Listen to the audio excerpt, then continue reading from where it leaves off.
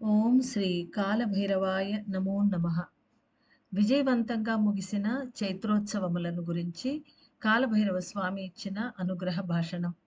కాలం అనేక రూపాల్లో పనిచేస్తూ ఉంటుంది. కాలభైరవుడిని అయిన నేను 2 వేరు వేరు రూపాలలో పనిచేస్తూ ఉన్నాను. సంక్షేపణ చెంది సత్యయుగంలో అన్ని ఆత్మలకు కావలి దైవముగా కాపలా కాస్తూ ఉన్నాను.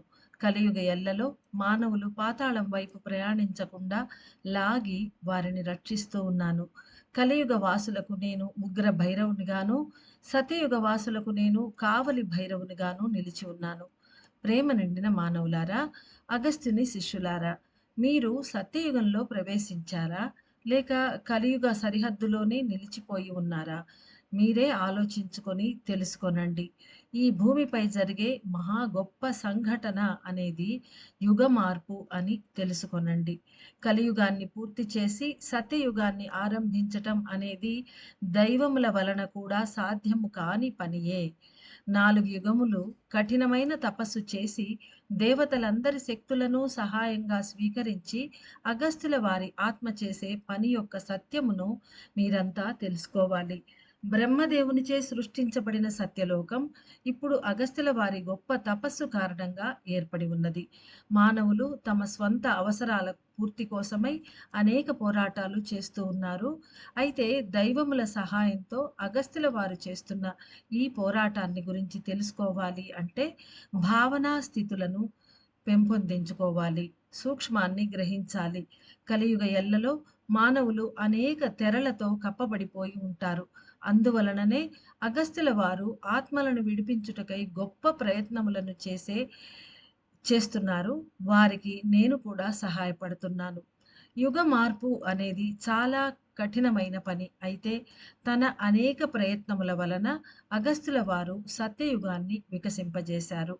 పలు పోరాటాలు సలిపి ఓటములను ఎదుర్కొని ఆఖరున తన ప్రయత్నంలో సఫలీకృతులైనారు. తెరుచుకోబడిన సత్యయుగ వాకిలిలో ప్రేమను పెంచుకొని లోనికి ప్రవేశించుటయే సరి అయిన పద్ధతి. అహంకారంతో విర్రవీగేవారు సత్యయుగ వాకిలిలో ప్రవేశించుటకు బ్రహ్మదేవుడు కూడా అనుమతిని ఇవ్వడు.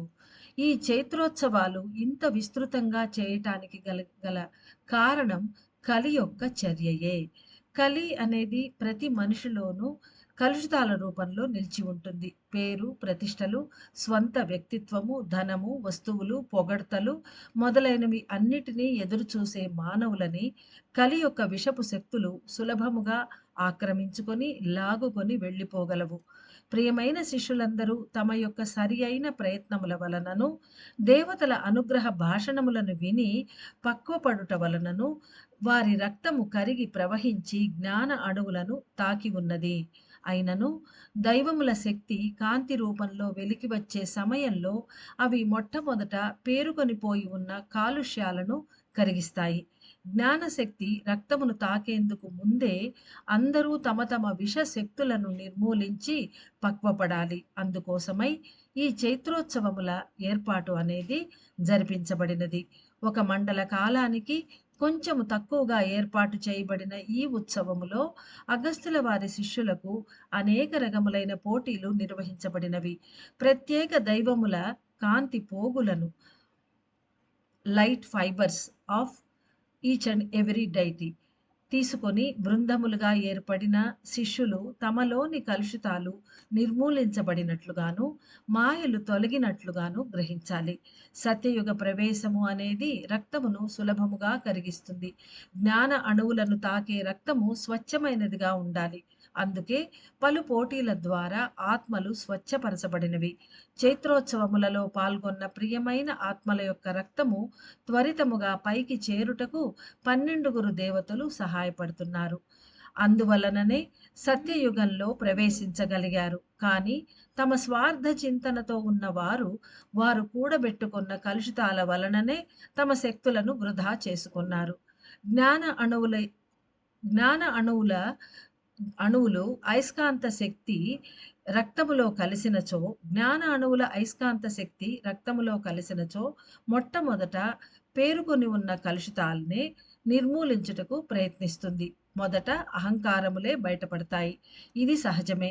అయినను బలంగా ప్రయత్నించినచో కలుషితాలు నిర్మూలించబడి మంచి శక్తులను పొందవచ్చును. చైత్రోత్సవము అనేది సత్యయుగంలో ప్రవేశించుటకు ప్రతి ఒక్కరికి ప్రత్యేకంగా అనుగ్రహించబడిన ఒక మార్గము. ప్రతి పోటీ దైవములచే తయారు చేయబడినది.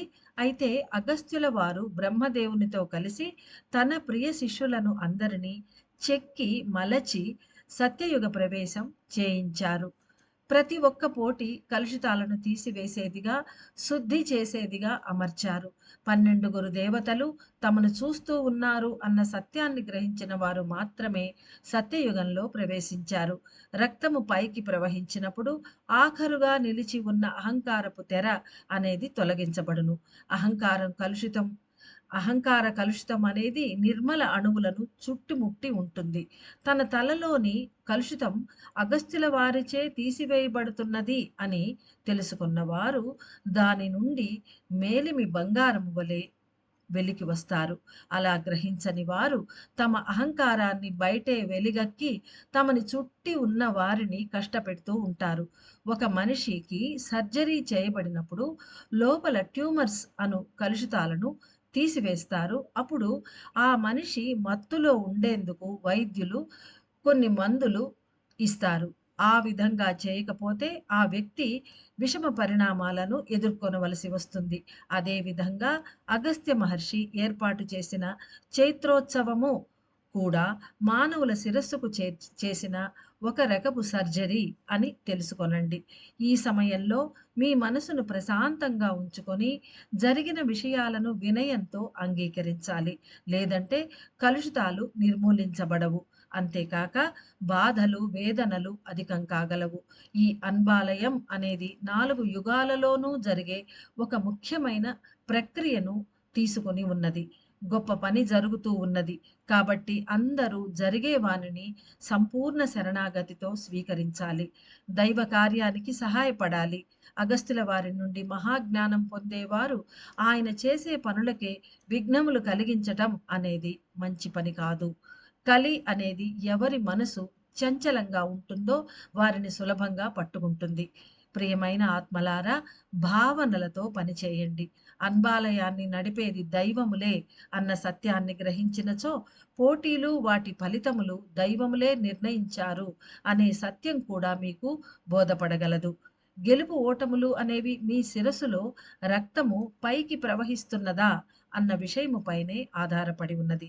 ఇక్కడ మహర్షి ఏం చెప్తున్నారంటే గెలుపు ఓటములు ఫిజికల్ లెవెల్‌లో ఎలా ఉన్నా కూడా మన తలలో రక్తము పైకి ప్రవహిస్తేనే అక్కడ కలుషితాలన్నీ నిర్మూలించబడి ఆ రక్తం అనేది జ్ఞాన అణువులను తాకినప్పుడు జ్ఞానం ప్రవహిస్తుంది, ప్రేమ ప్రవహిస్తుంది అని మనకు చెప్పారు.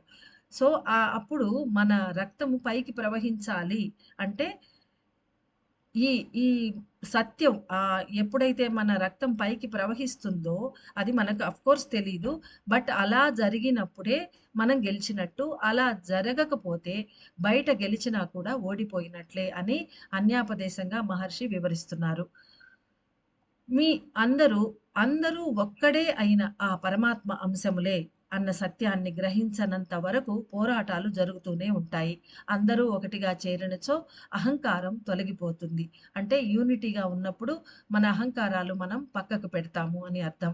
ఇతరుల విజయాన్ని మెచ్చుకొన్నచో భగవంతుని అనుగ్రహం మీకు లభించగలదు. అన్వాలయం అనేది పూర్తిగా అగస్త్యుల వారి వలన, ఇతర దైవముల వలన ఆదిశక్తి మరియు ఆది శివునిచే నిర్వహించబడుతూ ఉన్నది అనే సత్యాన్ని గ్రహించినచో ప్రశ్నలు అనేవి ఉదయించవు. అప్పుడు మీ రక్తము కూడా పైకి ప్రవహించి కపాల ద్వారాన్ని చేరుకుంటుంది. సంపూర్ణ జ్ఞానాన్ని పొందుటయే మీ ఉద్దేశ్యంగా ఉండాలి. మీ అహంకారాన్ని దైవాలకు సమర్పించుకొనండి. మీ తోటి మానవులపై దానిని ప్రయోగించినచో మీ శక్తులు తగ్గిపోవును.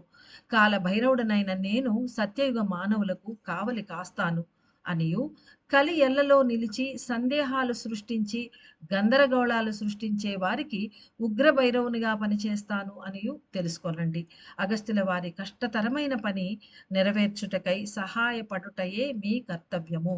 అడ్డంకులు ఏర్పరిచినచో మరల అనేక జన్మలు ఎత్తవలసి ఉంటుంది.